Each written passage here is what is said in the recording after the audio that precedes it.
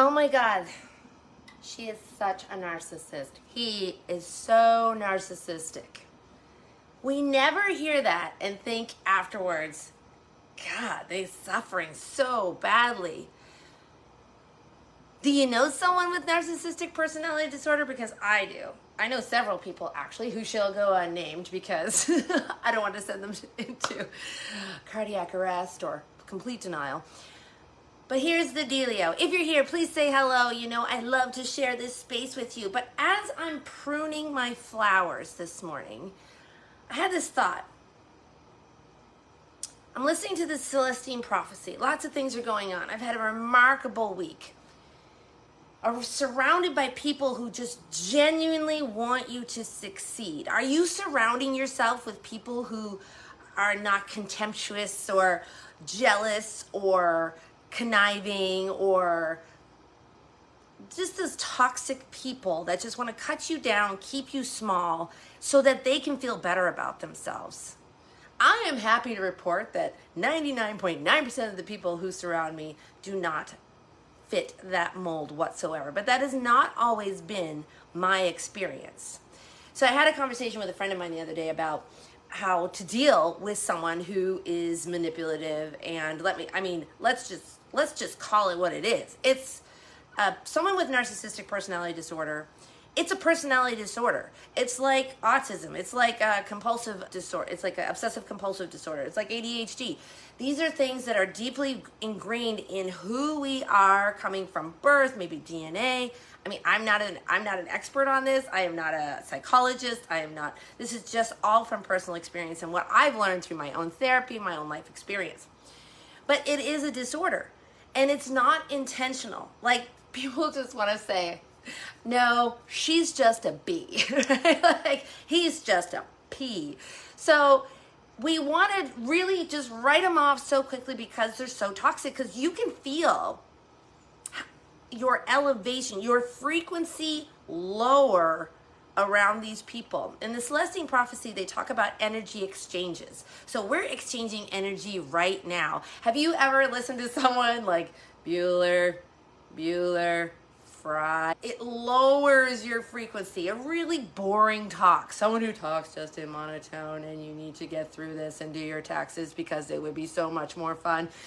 So we feel people's energy all the time. And when you're around, the funny thing about the narcissistic personality disorder is that it comes from such a deep-seated place of insecurity. Good morning, Mikey. Such a deep-seated place of insecurity. And so that's the first thing to consider, that this is not about pride. This is not about them thinking they're all that in a bag of chips. This is about them thinking actually that they are just scrambling to be seen and hidden all at the same time. It's very complicated.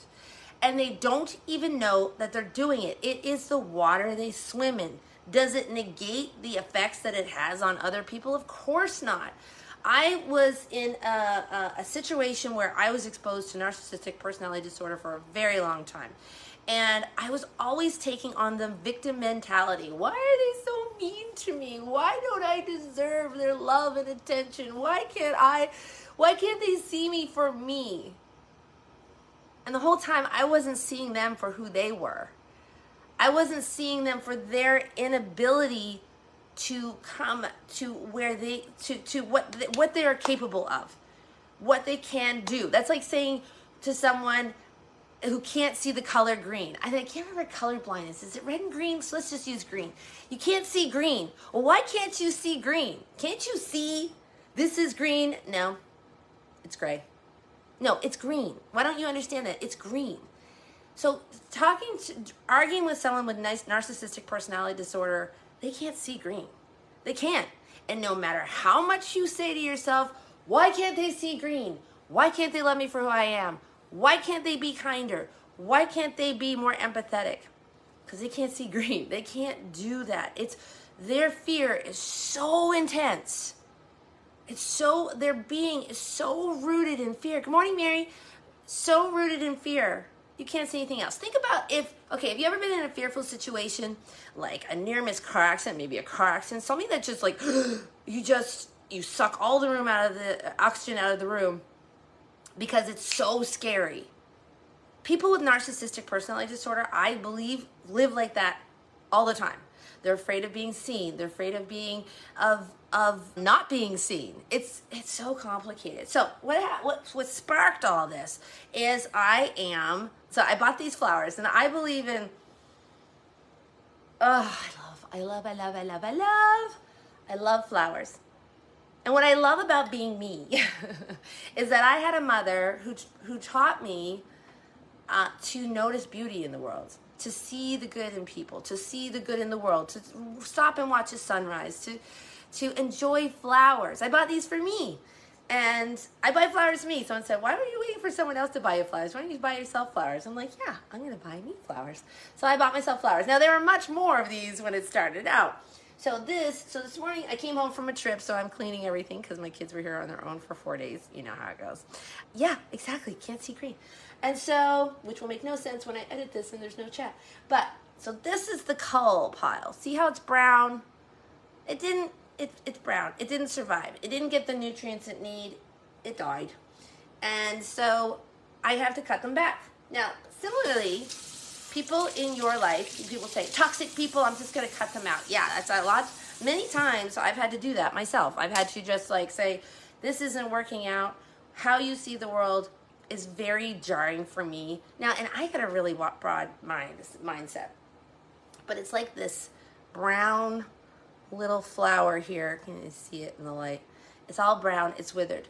This is taking the nutrients from these. They don't let this being in here. It's like the rotten apple scenario. One bad apple ruins the barrel, or however that saying went.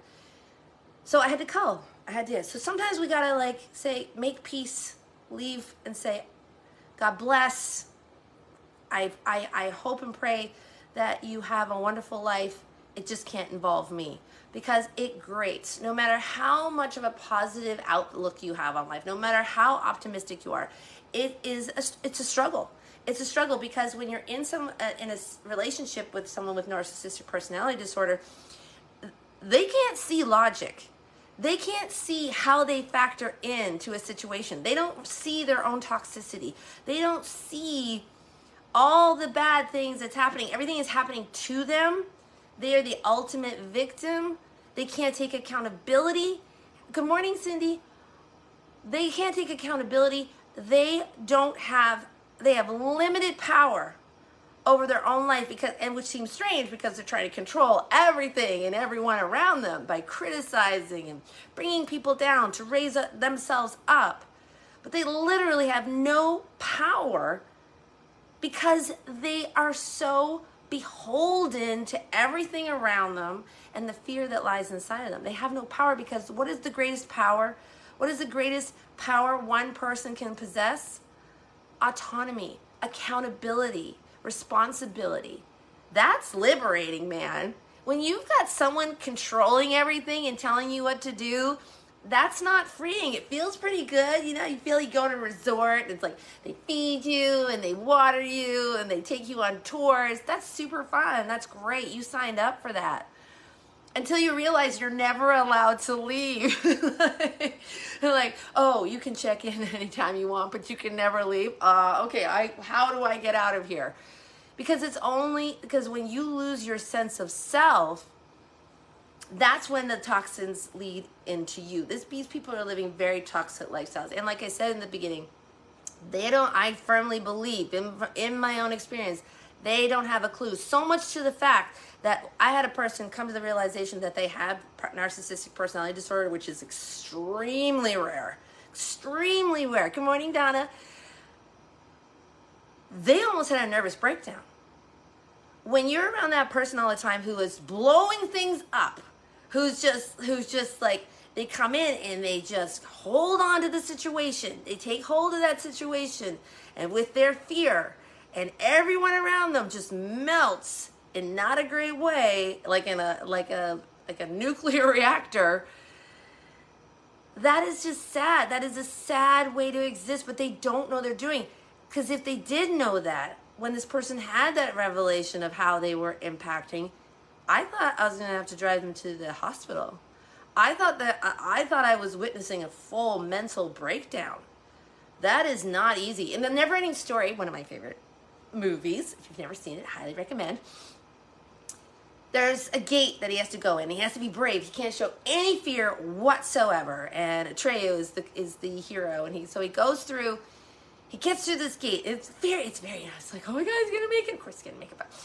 But the Sphinx's eyes, are they open or closed? And so he can't show any fear, and he gets through. So he shows his bravery, and they're like, "Whoo, that's great." And he goes, "Well, now he hasn't passed the next gate yet." And then, well, what's the next gate? And I can never remember what it's called, but it's like the mirror of truth. And well, that doesn't sound so bad. And he goes, no, because kind people look in the mirror and see that they're cruel. And generous people look in it and see that they're selfish. And he said, and most men run away screaming. And it's all very dramatic, and I won't tell you what happens next. But I've often thought of that. When we truly see ourselves and how we show up, either we take responsibility if we don't suffer from a disorder, where we can say, oh my God, I was wrong about this. Oh my God, I am so sorry because I see how my actions impacted you. I can do that. Maybe you can do that. But some people can't do that. They'll say, oh, you're just being too sensitive. You're overreacting. That's not what I said. You're crazy. Have you ever had anyone say that to you? Those words? Because I have. And then you're thinking, maybe I am crazy. Maybe I didn't say that. I don't know. That's gaslighting. That's moving the goalposts. It's all the things that come along with the beautiful marriage of narcissistic personality disorder. But the thing is, I feel bad for people that can't understand how they show up in their life, because then they don't get to see all the good stuff. We don't get to tune in and tune out to our feelings. I mean, I do my best, but it doesn't work.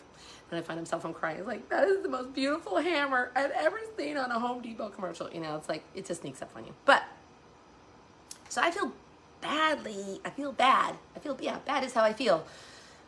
The people that can't fully show up, that can let go of their fear, that they can feel, they feel the fear, and then they do it anyway. How many things in my life I've said like, oh, I'm not going to do that, and then I'm finding myself, I'm going there. I'm like, oh my God, what am I doing? Okay, I'm going to do this. I remember my coach called me one night. I was talking, dancing around. I'm gonna be a personal trainer. I could be a personal trainer. I could do that. I'm like, you're so foolish. You're not going to be a personal trainer. And my coach, someone who believed in me, does not have narcissistic personality disorder, who believed in me, he called me and he said, hey, Mo, how serious are you about becoming a trainer? And I was like, very serious. And I'm like, who said that? I get goosebumps. Every time I tell that story, I get goosebumps because I remember that exact feeling like, what did I just sign up for? The first time I signed up for a 5K, the first time I signed up for a one of the only Tough Mudder I ever did, or Spartan race, I should say, the marathon, all the things that I've done in my life, deciding to get divorced, deciding to place a child for adoption, not the older ones, although I did consider it when they were in their mid-teens. But anyway, everything that I have done that has brought me to the next level of my life, of feeling accomplished, of feeling I have stepped into that fear and said, I'm going to do it anyway. What is it? The Duke, John Wayne, said, the courage is feeling fear and saddling up anyway. And that is an amazing life. Do I get afraid? Yes! There's a dead roach in my kitchen or my bathroom. Could someone come over and pick it up for me? Because it might resurrect and come back to life and kill me in my sleep. But anyway, so understand people's limitations, but don't let it limit you. When we get pulled into other people's fears, and I've had people say, you can't do that. Ugh, you think you can charge that much? You think you're going to get that many clients? You think you're going to do this? Yeah, I do. I do. Because I know what I'm doing is important. This isn't coming from here. This is coming from here. And what's so sad about someone with narcissistic personality disorder, they're always coming from here. They're so disconnected from their soul because everything is so terrifying, but you have to let go of fear to get to the love that is inside of you, the divine nature in each and every one of us. So what is my point with the flowers? That my palms are sweaty now that I've been holding so far. I don't know about you guys, but carnations are my favorite, which is ironic because they're the flower of multiple sclerosis, which I have. What's your point, Mo? My point is that sometimes we got to cut things out, but we also have to recognize how we show up. I had a relationship with someone for decades. Nothing changed until I realized that I had to change. I had to be accountable for my actions. They're not capable. The other people that I've had relationships, they're not capable of that change. It's like going to a hospital to visit someone with cancer and say, oh, I'm really sorry you have cancer, but it's really kind of bumming me out. Could you like not have cancer? No, this is their cross to bear. I got my own stuff to bear, right? I don't need to take that on from somebody else. So God bless. So I have to decide, can I separate myself out and witness their pain and to give empathy and say, oh, God bless, and not be pulled into it, because that comes back to their need to control, and they want to control you and they want to control me, people with a personality disorder, because it comes from a deep-seated fear? Or will I choose to use the love, capacity for love that I have to go out in the world and be my best self, not worry about what other people are doing, and show up for them in my best way? Because they want me to change, sure. Yay, Karen, you made it alive. I hope I'm alive. So you have a choice. Some people, we don't have choices. But you see like people who say, I'll never walk again, and then they're running marathons. Or I'll never be fit again, and then they're lifting like crazy amounts of weight because they chose them. They chose love. They chose life. Some of us don't get that. We don't get that. I feel so blessed that I get to choose life. I get to choose love. Like again, yeah, I get fearful. I get scared. But then I think, okay, what am I doing with my energy? But that's another story for another time. Good morning, Laura Lee. Good morning, Karen. There are people here today that have inspired me to be better, do better. Laura Lee, she got me sending out my emails every week. Karen has inspired me as a coach to keep on going. Some of you are from boot camp. You're part of my origin story where I started out. Gina's been a cheerleader for me since the first time I met her. Gina Boswell has been with me and cheering me on since I started my boot camp at Asbury United Methodist Church. Feels like 100 years ago. Diana is always in my corner. Irene has been with me through my early onset of what I look like in my early coaching days, and she too believes in me. Every single person here I have had. Mikey has been, I've never met Mikey, he lives in Scotland, but we've always been in each other's corner. Mary, I know you back when you helped me when I had my foot surgery. We are surrounded by so many people that lift us up. Why do we focus on the few that bring us down? You say, God bless you. God bless you and whatever you're dealing with.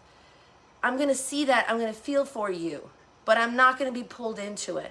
Because I've got my job to do, and that's to go forth in love. I'm going to give compassion to you, and I'm going to go and be my best version of my best self. And for anyone who's not able to do that, I'm so sorry. But so many of us have that capacity and we don't even know it. And that's what's magic. We don't even know it. When my clients start waking up and saying like, oh my gosh, I never knew I was telling myself that BS story, that belief system, that's not true. I can't believe that I spend so much time wasting on video Candy Crush or watching the news bringing me down. What that tells me, they're ready to step up in their life, to stop living in fear, because most people have that choice. We all have that choice to varying degrees. So be brave today, because some people just don't have that capacity. But I bet you do. Be brave. Do the things that are uncomfortable. Say, I'm sorry, without an explanation. Not, I'm sorry, but you. Nope. I'm sorry because I recognize how I negatively impacted this situation, period. That's it. Next, and then you say, how can I make it better? That is an apology. I'm sorry, but is not an apology. So be brave, but that takes bravery. That takes from a place of love, and that's self-love, because self-respect. I'm figuring out 3 non-negotiables for my future mate.